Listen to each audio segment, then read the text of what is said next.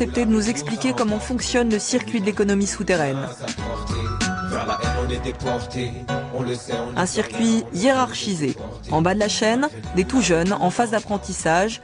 Ils les appellent les premières lignes. Les premières lignes, c'est tout ce qui est apparent, c'est tout ce qu'on voit, c'est les petits. Ils sont nos yeux, nos oreilles, sans le savoir. Ils sont obligés de nous obéir parce que c'est une forme de... c'est pour l'éducation déjà. Donc il faut que dès le bas âge, ils apprennent à écouter, qu'ils apprennent à observer. C'est tout, ils ne se posent pas de questions.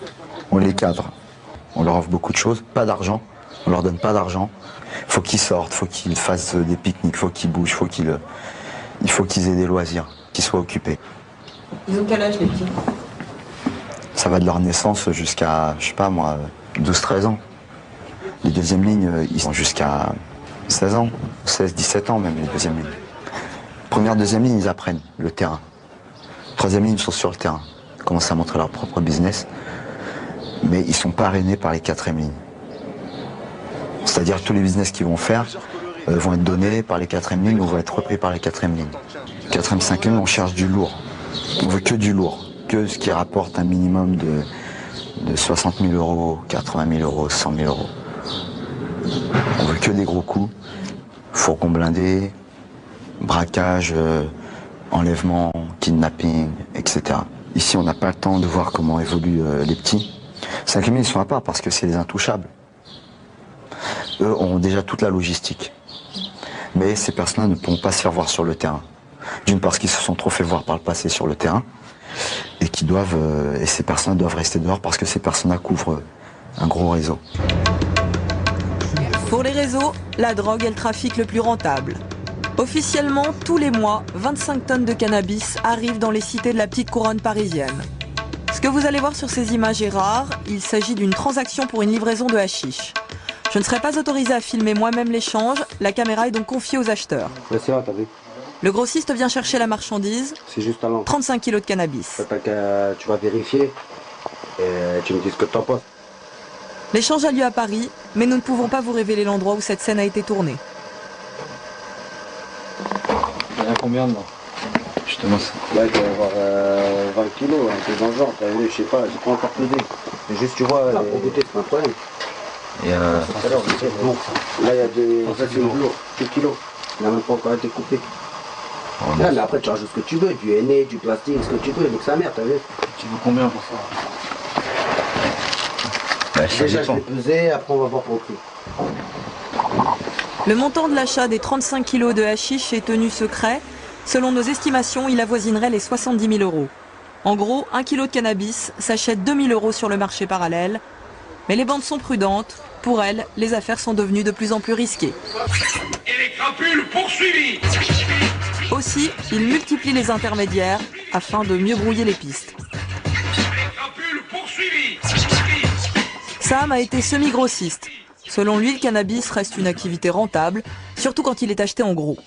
Mais pour être grossiste, il faut pouvoir avancer l'argent et surtout savoir s'entourer, car le travail s'effectue toujours en équipe.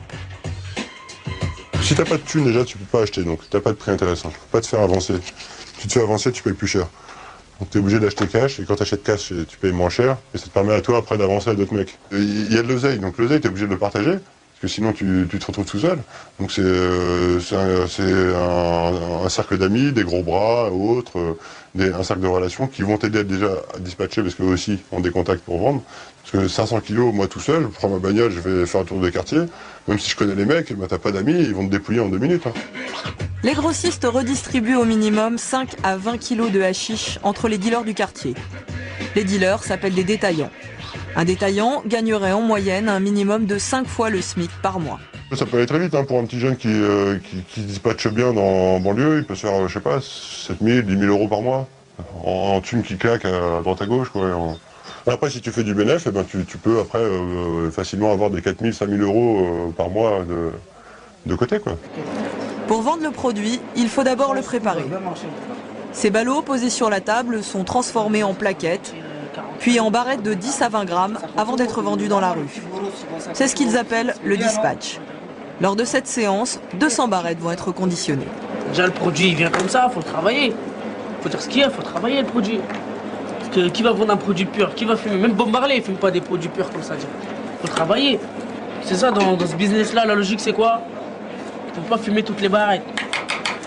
Celui-là, ils sont bons, celui-là, on va le travailler. Eh, mais celui-là, c'est pour le mec du 10. C'est celui-là, c'est lui qui a dit qu'il veut celui-là. Parce que celui-là, on doit travailler celui-là. Après, moi, je vous dis franchement.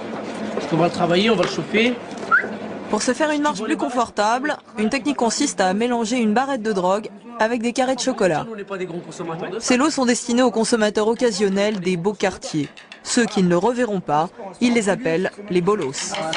Bien les déplumer les Parisiens, la femme de vrais boros. Non? C'est un mec du 16e en plus. C'est ça le truc de... Ah, c'est un bouffon, lui. Dans la rue, la marchandise est écoulée par petites quantités. Les détaillants n'ont jamais plus de 20 grammes sur eux. Ils appellent cela faire une passe. Vas-y. Vas-y, la prochaine. Voilà, c'est un petit billet vite fait. Histoire de, voilà. Être détaillant est un travail de fourmi avec des horaires précis et des zones de livraison déterminées. Comme la vente rapporte, les candidats sont nombreux. Généralement, quand on fait ce mode de détail-là, je parle pour les vrais détailleurs qui dépendent de cela, ben généralement ils n'ont pas le temps, ils n'ont pas de quoi déjà investir à côté. C'est-à-dire qu'ils dépendent toujours de leur grossiste. Ça prend du temps, ça prend beaucoup de soucis, des mauvaises nuits. Mais ça rapporte. Ça rapporte X.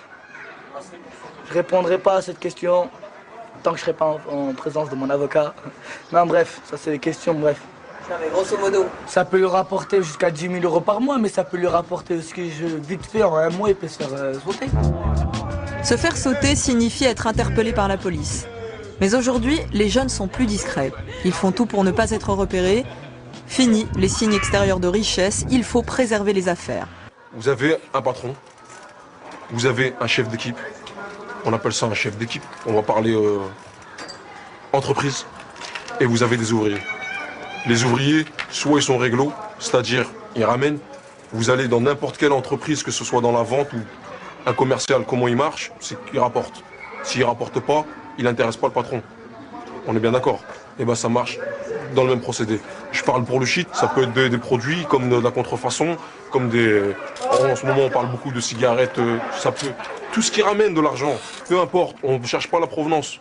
C'est tout ce qui va nous ramener, tout simplement. Parce que moi, si je ne vends pas, je ne touche pas. Il ne m'appartient pas le produit, je le vends. C'est ça, et alors si jamais il y a un problème, qu'est-ce qui se passe? Il y a toujours des représailles, c'est comme dans... C'est dans tout. C'est pour ça que je vous ai dit qu'il y a des mœurs. Quelqu'un qui va s'amuser, on va dire, à prendre et à jamais rendre, ça, son compte, il est réglé.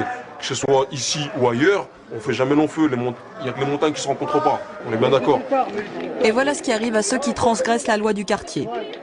Ce dealer est blessé, il a reçu des coups de barre de fer sur la tête lors d'un règlement de compte. Qu'est-ce qui s'est passé? Il a pris un coup de barre sur la tête. Ouais, juste les pompiers, s'il vous plaît. Oh ouais, c'est normal, ça fait mal, c'est normal. Bougez pas, c'est normal. Aux yeux du caïd, l'homme au blouson rouge et blanc, la correction a été trop sévère. Il vient remettre de l'ordre. À 2 reprises, il va gifler l'un de ses hommes.